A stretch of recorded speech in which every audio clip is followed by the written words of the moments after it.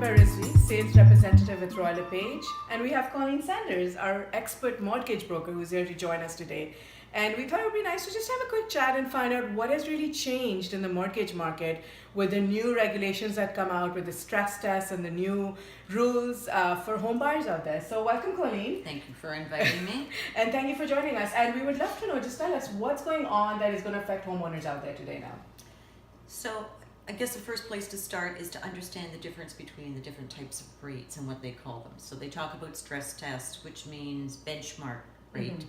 So what happens is you have your contract rate. So that is the actual interest rate that you are going to pay when you get your mortgage. Right.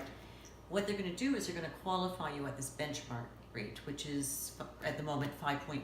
5.14. Okay. So what happened is last year the benchmark rate only applied to mortgages where you had a purchase or a refinance that was less than 20% down payment. Right, known as high risk mortgages, right? Yeah, insured. Yes, insured mortgages. So on those particular mortgages you had to qualify at the benchmark rate. Right.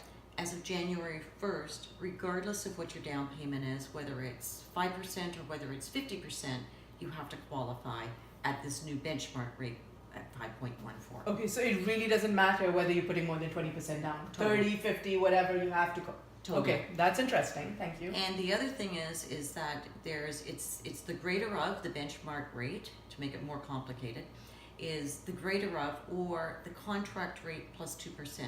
Okay, so could you explain that a little bit more? What do you mean by that? Yeah, so let's say for argument's sake that your credit's not very good. Mm-hmm. And so you don't qualify for, say, an interest rate of 3.49 for argument's sake for 5 years. So then you have to go to what we call an alternative lender. So Okay. I would put a mortgage with an alternative lender. Mm-hmm. The interest rate may be 4.5%. I'm just going to throw that number out Okay. there. Then you have to qualify at the 4.5 plus the 2%. Oh, okay. So then ideally that would be 6.5 rather than 5.2. 5.14.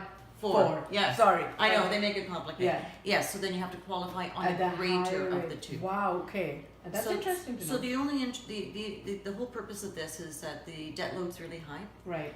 and they're protecting us so that if interest rates continue to Right. continue to increase, which is what they're anticipating, is they don't want people to not be able Able to to afford afford their mortgage. Okay. So what they're doing is they're making sure initially, before you go in, you can afford Right. an interest rate increase of up to 2%. Right. So that's the whole purpose behind it. Okay, so really it doesn't mean that you're going to be paying the 5.14. It just means that you need to have enough income and enough qualification to qualify at that rate, but you'd pay whatever your contract rate is. Exactly. But you do need to qualify. So in terms of affording a home, if you could qualify for $1 million last year, what does that mean for home buyers now? Difference is about 15% less. Okay, so that means you'd be now at $850 or so. Yeah, so it's about 50 $150,000 on $1 million. on $1 million. Yeah. And which is significant, guys, because if you're looking at it in the Halton, Burlington, Oakville area, a townhome is going for $700 to $800, $820. A single car garage is going from upwards of $850 to $900. So it's meaning whether you get that townhome or you get a detached home. And I think it's better to actually reach out and talk to a broker or talk to an agent and find out what can you afford, because it's really sad when you find that home that you want and you can't be financed for it. So give us one tip, Colleen, for home buyers out there that they can do to get themselves up and ready. Like, what are things they could do to prepare? The biggest thing is you have to have your credit. Okay. Your credit has to be excellent. Okay.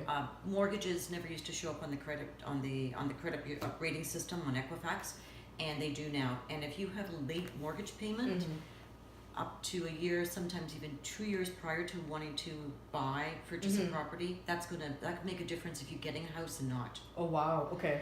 And the other thing is what people don't realize is they go slightly over their limit. Maybe their credit card's only $2,000 and they go to $2,100. Being over their limit by that $100 has a huge hit on your credit rating. Right. $100, guys. I mean, this isn't great stuff. Like, I wouldn't even think of that. Well, and you take a look at, you have that fight with Rogers or Bell Canada, and it's for $23, and principals get involved and I'm not paying them. Guess who's suffering now? So telecommunication is now reporting on your Equifax, Totally. right? Right. Totally. So, guys, this is really, really great information. Thank you, Colleen. I mean, it's things that we should keep into mind, and home buying is an important thing for us, and we should be active and talk to people and have all our I's dotted and T's crossed, and you know, your point, get qualified yeah, beforehand. get qualified. Because there's nothing like seeing that home that you want to buy. I mean, I know I did that the first time Yeah. around, and it was just over the price range, and then nothing else looks Yes. as good as that one. Exactly. That first house, right? Well, thank you so much, and it was wonderful you. chatting. We will be talking again about different ways how mortgage financing affects new immigrants and self-employed professionals, and what we can do to, combat that. So, thanks for watching, guys. Thank you. Have a great day.